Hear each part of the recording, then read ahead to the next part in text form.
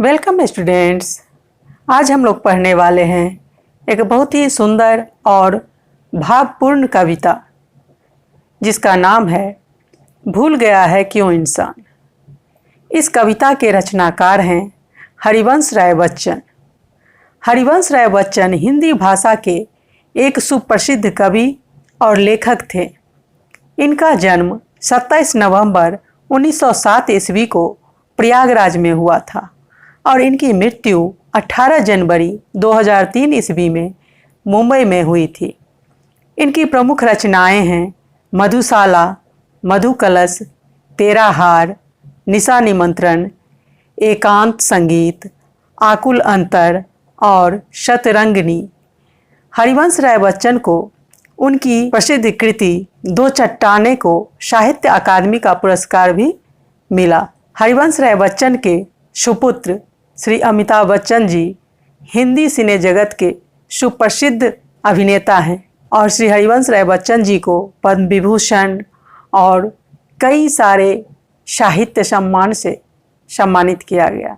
तो आइए श्री हरिवंश राय बच्चन जी के द्वारा लिखी गई इस सुंदर कविता को पढ़ें और इसका आनंद लें और इससे प्रेरणा लें कि मानव होने के नाते मानव के प्रति हमारा क्या कर्तव्य हो।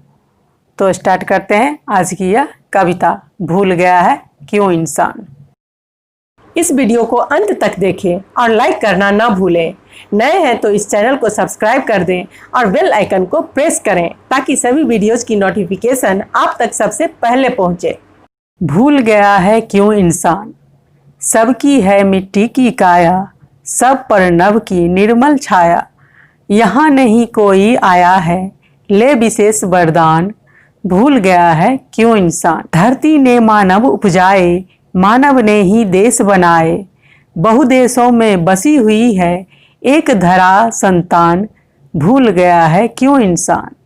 देश अलग है देश अलग हूँ, देश अलग है वेश अलग हूँ, रंग रूप निशेष अलग हूँ, मानव का मानव से लेकिन अलग न अंतर प्राण, भूल गया है क्यों इंसान, भूल गया है क्यों इंसान। भूल गया है क्यों इंसान, सबकी है मिट्टी की काया, सब पर नभ की निर्मल छाया।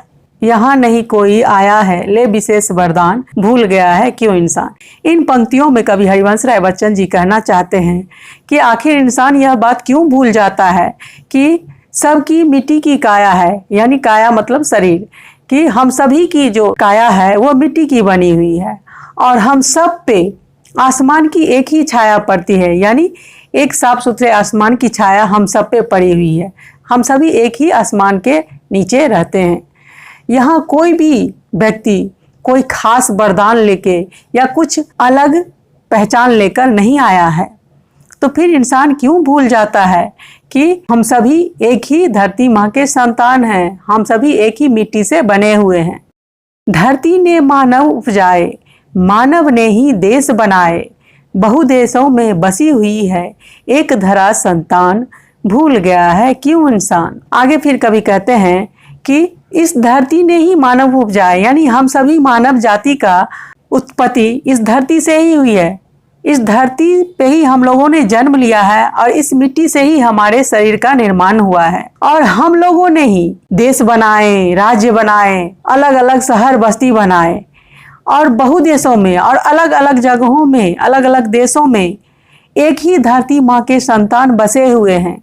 ये बात क्यों भूल जाता है इंसान और क्यों एक दूसरे से भेदभाव करता है, एक दूसरे में अंतर करता है, जबकि सबकी काया जो है, सबका शरीर जो है एक ही मिट्टी से बनी हुई है और सभी एक ही धरती से उत्पन्न हुए हैं, एक ही धरती पर एक ही आसमान के नीचे रहते हैं। इस बात को इंसान क्यों भूल जाता है। देश अलग है देश अलग हो, वेश अलग है वेश अलग हो, रंग रूप निशेष अलग हो, मानव का मानव से लेकिन अलग न अंतर प्राण, भूल गया है क्यों इंसान। इन लास्ट पंक्तियों में कवि कहना चाह रहे हैं कि भले ही देश अलग अलग हो, हम लोग अलग अलग देशों में रहते हों, भले ही हमारा वेशभूषा भी अलग अलग हो, हमारे रंग रूप अलग अलग हो, जाति धर्म अलग अलग हो, भाषा अलग अलग हो, लेकिन मानव का मानव से जो है अंतर प्राण, यानी हम सभी के अंदर जो प्राण वायु है, आत्मा है, वो सभी एक समान है, वो अलग नहीं है।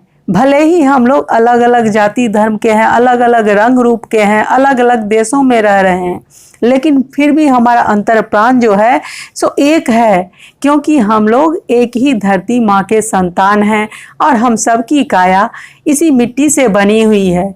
एक ही ईश्वर की छत्र छाया में हम लोग पले बढ़े हैं, एक ही आसमान के नीचे रहकर हम लोग बड़े हुए हैं। हम में से कोई भी अलग वरदान लेकर नहीं आया है, फिर भी हम आपस में ही क्यों लड़ते हैं, क्यों एक दूसरे से भेदभाव करते हैं, खुद को बड़ा और दूसरों को छोटा समझते हैं, क्यों इंसानियत को हम भूल जाते हैं। तो इस तरह इस कविता से कवि मानव का मानव के लिए प्रेम और आपसी भाईचारा, एकता और मिलजुल कर रहने की सीख देते हैं। कवि कहते हैं कि इंसान होने का मतलब है इंसानियत और मानवता के प्रति अपने धर्म का पालन करना, अपने कर्तव्य का पालन करना, न कि एक दूसरे से भेदभाव करना। इसलिए कवि कहते हैं कि यह जानबूझकर भी इंसान क्यों आपस में भेदभाव करता है, क्यों एक दूसरे से लड़ता है। इस प्रकार इस कविता के माध्यम से कवि हमें यह सीख देते हैं कि दुनिया में इंसान और उसकी इंसानियत सबसे बड़ी होती है। इसलिए हमें मानव होने के नाते मानवता के प्रति और इंसानियत के प्रति अपने कर्तव्य का पालन करना चाहिए, क्योंकि हम सभी एक ही धरती माँ के संतान हैं। हम सभी एक हैं, भले ही हम कहीं भी रहते हों, किसी भी देश में रहते हों, किसी भी भाषा को बोलते हों, किसी भी तरह के कपड़े पहनते हों, कैसा भी हमारा रंग रूप हो, लेकिन मानव होने के नाते हम सभी एक हैं और एक ही धरती माँ के संतान हैं। इस प्रकार उम्मीद है यह कविता आपको अच्छी तरह से समझ में आ गई होगी। अगर यह कविता आपको अच्छी लगी है तो फिर इस वीडियो को लाइक कर दें, इसे अपने दोस्तों के साथ ज़्यादा से ज़्यादा शेयर करें।